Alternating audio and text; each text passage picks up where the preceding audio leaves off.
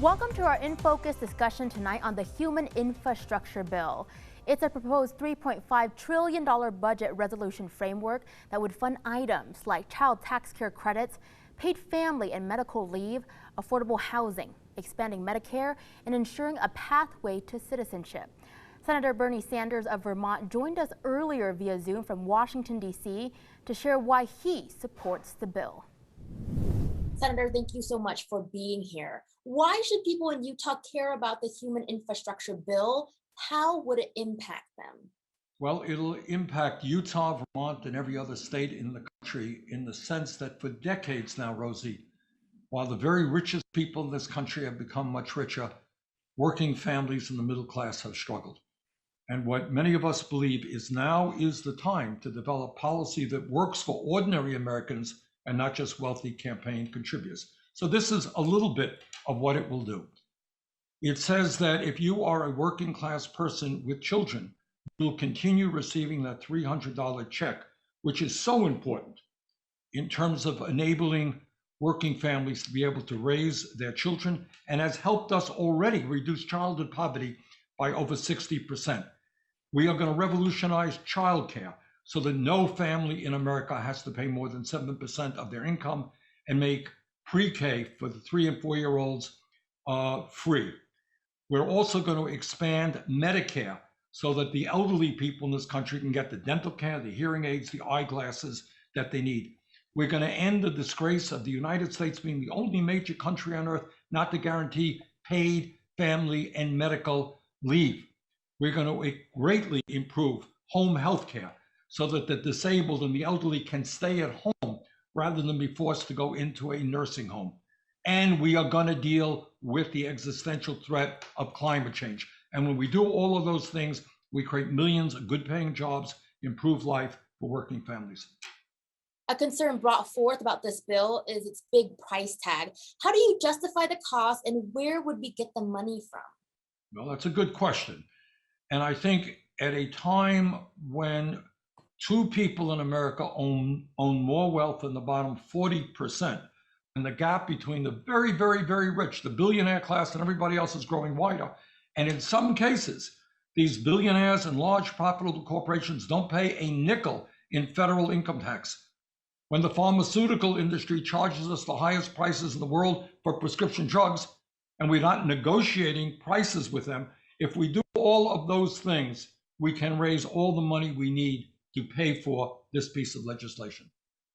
You have been part of the Senate Budget Committee for years, but now you are the chairman. What have you done and what do you plan to do in this role when it comes to this bill? Well, I'm as chairman of the Budget Committee. I'm helping to lead the effort in what I believe will be the most consequential and important piece of legislation for working families since FDR, the Great Depression in the 1930s. For too long, we have turned our backs on the struggles of working families. And you have all over this country, people working longer hours for lower wages. Half our people are living paycheck to paycheck. Now is the time for the United States government to say, hey, we're going to address your needs and not just those of the people on top. So we're working hard on that. How hopeful are you that it will pass and what challenges do you anticipate it will face in Congress? Is the timing an issue with the August recess coming up? We hope. Right now, we are in the middle of a big debate on the bipartisan physical infrastructure bill. I expect that will end in a day or two. And then we will immediately get to a budget resolution, which I believe we will pass without any Republican support. That saddens me, but that's the fact. It'll be 50 Democrats plus the Vice President of the United States. Then begins the whole process of reconciliation, exactly what is going to be in the bill. What the budget resolution does is give top lines for various committees. So you have this amount of money, you got to work within that framework. But there's going to be a lot of work to be done over the next month or two. But I hope by early fall, we will have this very important piece of legislation passed. Senator, we have time for final words. What would you like to leave our viewers with tonight? I think that there are a lot of people in Vermont, in Utah, all over this country who are giving up on American democracy They're losing faith that their government is responding to their needs. They see a government dominated by the wealthy and the powerful. And I want to say to those people that some of us, at least, are trying hard to make sure that government addresses the needs of the vast majority of the people and not just wealthy campaign contributors. And that is what this legislation is about. It really will be transformative in improving lives for tens and tens of millions of American middle class and working class people. Senator, thank you so much for making time for us in Utah. It was great to hear from you. Thank you very much. Take care, Rosie.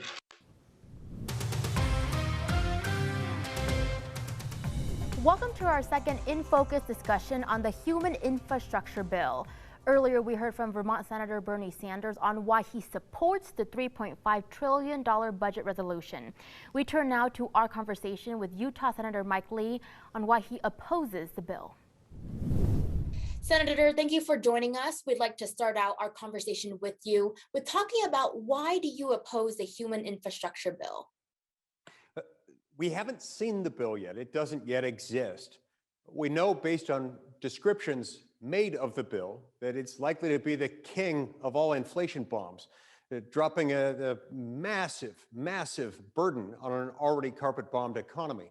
We know that it's going to spend at least $3.5 trillion. Some estimate that it will actually spend more like $5 trillion. With news trickling in every day, including today, about inflation, we know that when the federal government spends money at this pace, trillions of dollars at a time that it doesn't have and is essentially printing, that really makes it more difficult for everyday Americans to pay for what they need, everything from gasoline to groceries, everything from housing to healthcare. And so I've got grave concerns with this bill, which would add between $3.5 and $5 trillion to our debt. The bill would be funded by taxing corporations and individuals making more than $400,000 a year. Senator Bernie Sanders of Vermont said it would essentially help bridge the gap between the wealthy and the working class. What are your thoughts on that methodology of funding? Well, there again, I haven't seen the bill, so I don't know the details. But I'll tell you this. Look, Bernie Sanders and I actually agree on some things. He and I recently teamed up to introduce the National Security Powers Act. I think he and I strongly disagree when it comes to this bill. And we also strongly disagree with the idea that you can take a massive tax increase and impose that on one end of the economic spectrum and not have it have any effect on other ends of the economic spectrum. If you do that, if you impose this type of tax increase, it's going to end up resulting in people who are poor or hardworking middle-class Americans not being able to have as many job opportunities, not being able to have access to as much economic growth. That will have its own problems. This bill, from what we know, would focus on a lot of family-centered issues, affordable childcare, universal preschool, as well as other issues such as a pathway to legal citizenship. If you don't think this bill is a good way to address these issues, how else should Congress respond to Americans who are asking for help? Yeah, well, first of all, those issues are separate and distinct from the budgetary process. Many of those are not themselves budgetary issues.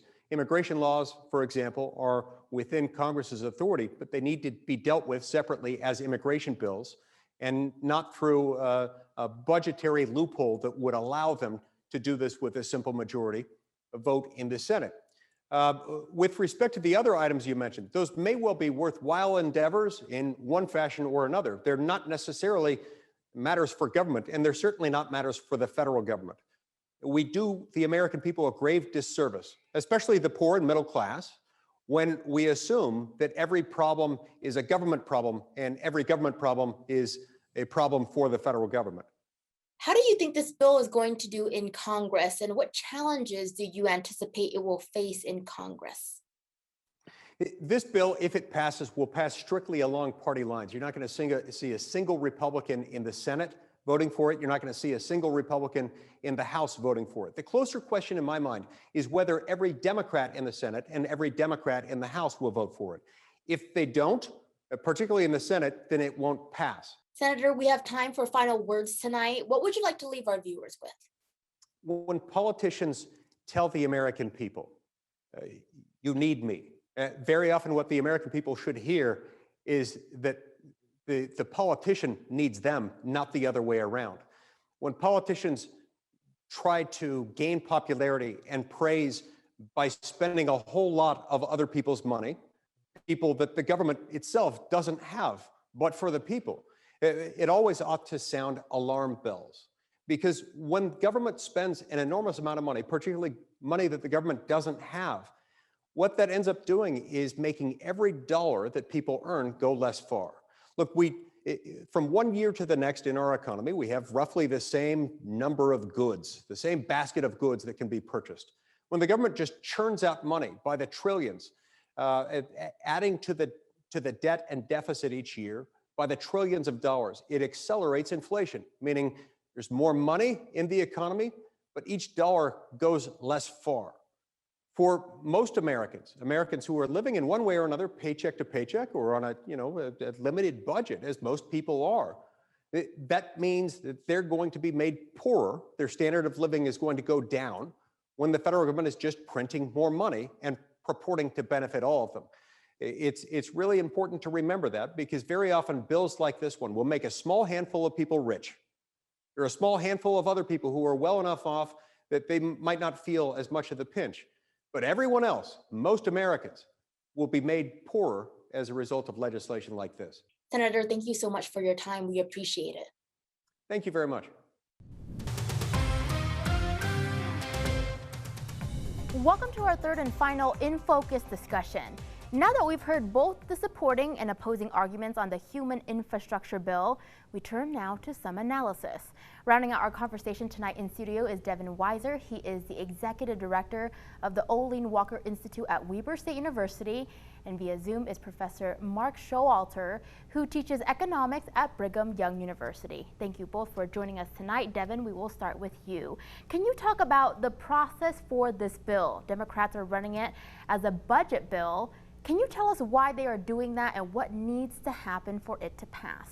Absolutely. They're running it as a budget bill so they can use the process called budget reconciliation.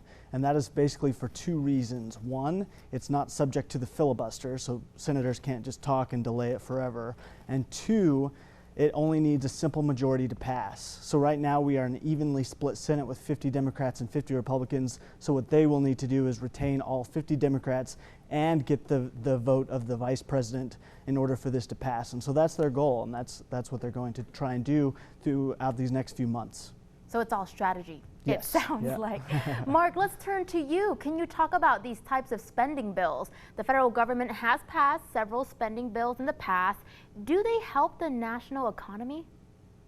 Well, we've seen an unusual couple of years. So the amount of spending the federal government has done over the last 2 years is unprecedented. The number Senator Lee mentioned was like $6 trillion over the course of last year. And so in the midst of a once in a lifetime kind of event, and with unprecedented collapse of the economy, some of those bills made a lot of sense, and certainly want to do that to try to stave off complete economic collapse. And so under the circumstances, I think two of the three bills last year actually made tremendous sense, and you have almost complete agreement among professional economists on the value of doing those things in the midst of what was a terrific downturn. Now, we are not in that situation now. We are now, our economy is roaring by all metrics. There's still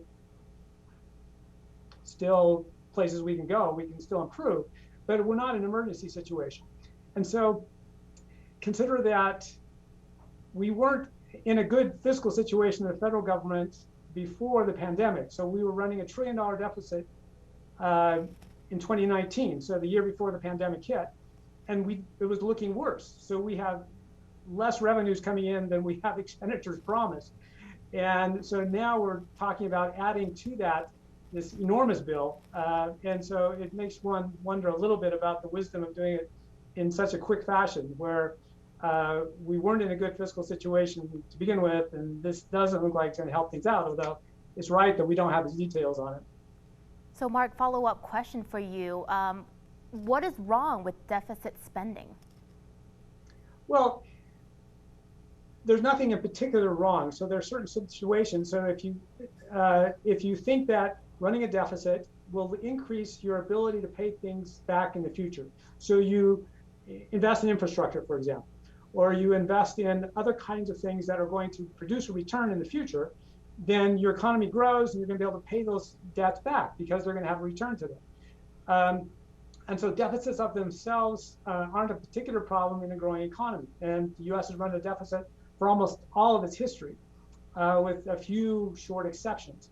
And we're fine. But what you don't want is having that deficit be growing at a rate faster than you expect the economy to grow.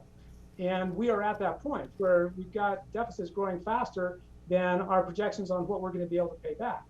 Now, the difficult part is you don't know when it's going to collapse. You don't know when the lenders are going to say, no, we're not going to lend to you anymore. You spent too much. Greece ran into this problem a few years ago where they needed to take out some more loans and banks just said, nah, not this time. And it created enormous economic problems. And you just don't know when those emergencies are going to come. And so it's fine to run a deficit you think you can pay back. It's not fine to have a deficit growing at a rate that's vastly different than your underlying economy.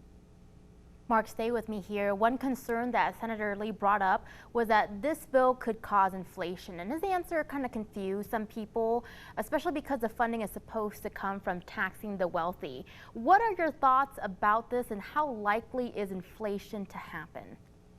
Well, inflation is mostly up to what the Federal Reserve decides to do.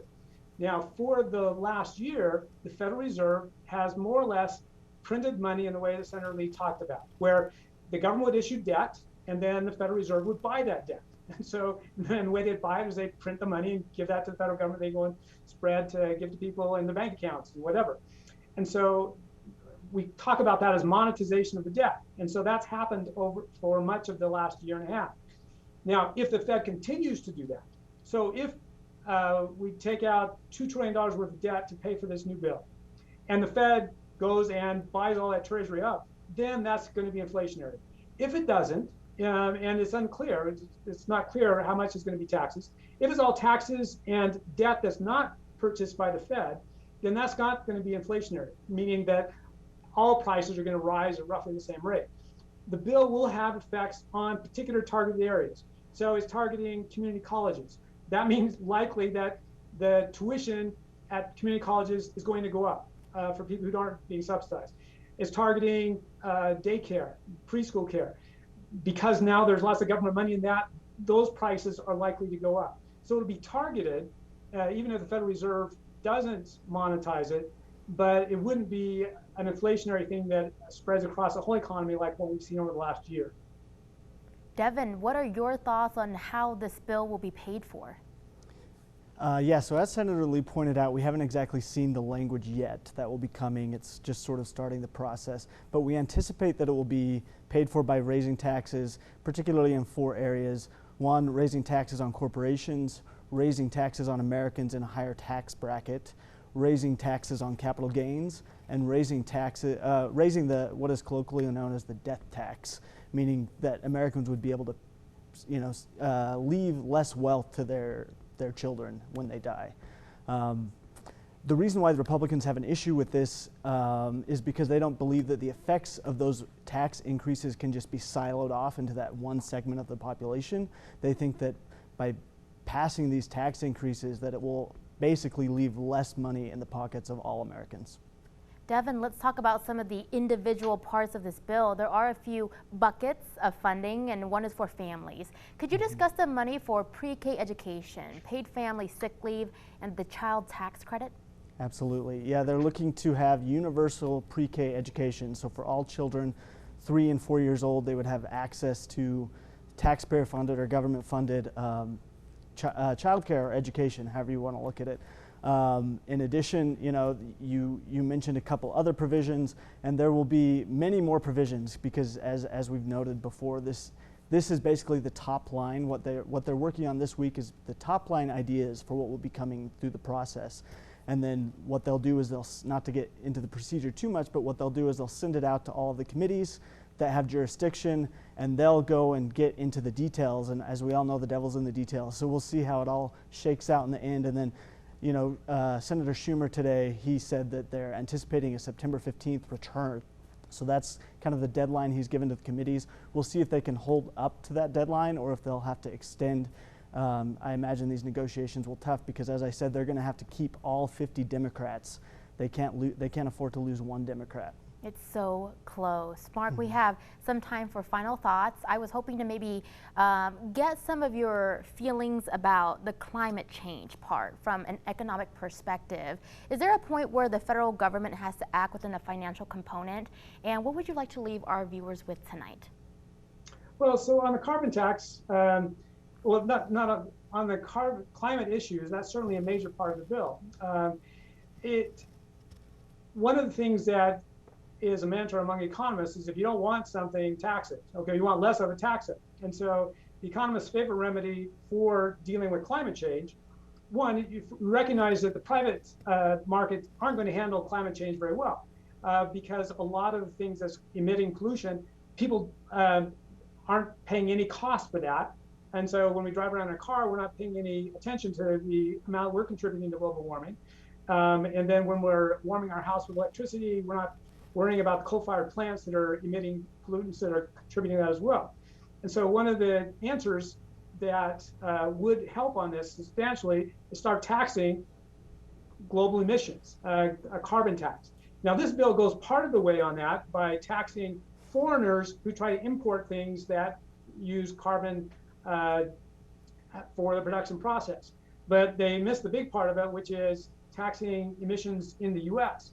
And so the climate change parts of the bill, there's lots of incentives likely to be lots of incentives on electrifying cars and public transport and things like that. Professor, unfortunately, I have to cut you off. We are out of time. I'm sorry, but this discussion was so insightful and we appreciate the analysis from both of you. Devin and Mark, thank you so much for being here with us tonight. It was great to have you. Thank you. Thank you very much. We'll be right back.